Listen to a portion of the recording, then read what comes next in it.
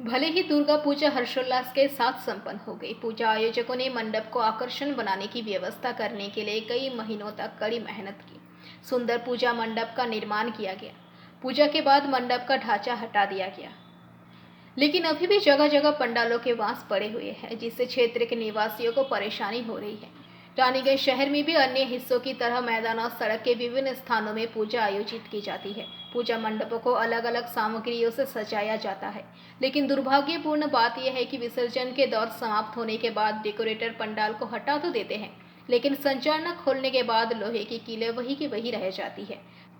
पंडाल खोलने के बाद ज्यादातर जगहों पर गड्ढों को भरा नहीं जाता। सड़क पर मैदान में गड्ढे होने के कारण कई लोग गड्ढों में गिर के घायल हो गए।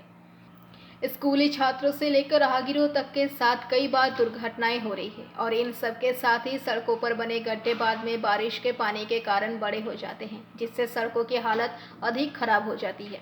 इसके साथ ही सड़क और मैदान में असंख्य छोटी छोटी लकड़ियां और कीलें पड़ी रहती हैं, जिनसे वाहन का पहिया पंक्चर होती है, ट्यूब फट जाती है। स्थानीय निवासियों का कहना है कि दुर्गा पूजा का आयोजन हर साल जोर शोर से किया जाता है, लेकिन पूजा के बाद मंडप के लिए बनाए गड्ढे को बंद नहीं किया जाता। वही टोटो चालक सोमनाथ एवं दीपक ने पीवीटीवी के माध्यम से ये बातें कही। কাটির জন্য কিরকম দুর্ভোগে পড়তে হয়? এগুলো তো করতেই হয়। কিরকম? যেখানে সেখানে পুরোটাকে আমাদেরকে বাঁচিয়ে বাঁচিয়ে চালাতে হয়। আবার কি দেখেছেন মাঝে মাঝে কাটি থাকে রাস্তাতে পড়ে, কি মনে করেন এগুলো? কাঁচ ভাঙা থাকে, কাঁচ ভাঙা পড়ে থাকে, অনেকে অনেকে কাঁচ ভাঙা টাচ ভাঙা পড়ে থাকে। সব থেকে বেশি আপনাদের টায়ারকে এফেক্ট কারা করে? এই কাঁচ আর কাটি। কাঁচ। তো এই তো পুজোর পরে সব চারিদিকে পড়ে থাকে নাকি কাটি? হ্যাঁ হ্যাঁ হ্যাঁ, সব প্যান্ডেলের সামনে মোটামুটি প্রায় প্যান্ডেলের মধ্যে কাছাকাছি পড়ে থাকে। তো আপনাদের তো জিনিসপত্র নিয়ে যেতে হয়, ইয়ে হতে হয়, তো দুর্ভোগে পড়েন আপনারা? চালাতে হয়। কখনো বলেননি এইসবের জন্য কিছু কাউকে? বলেন কাটি ওঠানোর জন্য কিছু? মাঝে মাঝে প্যান্ডেল বালারা যখন থাকে দেখা হয়, তাদেরকে বলা হয়। তাছাড়া আর কি কাকে বলবো? কি মনে হয় এটা সচেতন হওয়া দরকার? নিশ্চয়ই। वही पूजा कमेटियों ने पूजा मंडप बनाने के लिए बड़ी मात्रा में प्लास्टिक सामग्री और पेट्रोलियम आधारित थर्मोकोल का उपयोग जमा कर किया है।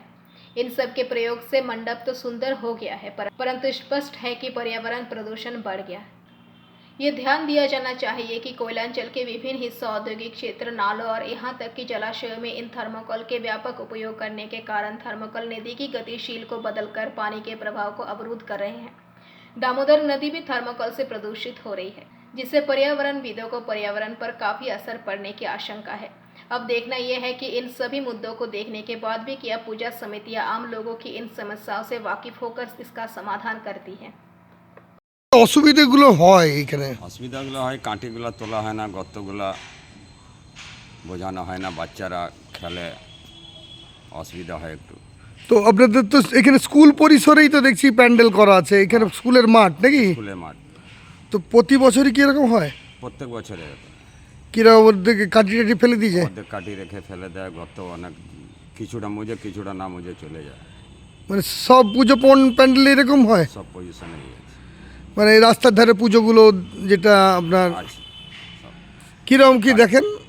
কাঠি একটা তোলা হয় না, সব কাটি ওখানে থাকে। গর্তটা হয়তো এক দুটা চোখের সামনে যেটা পড়ে সেটা তো কারো পায়ে লাগতে পারে, গাড়ি পাংচার পাংচার হতে পারে।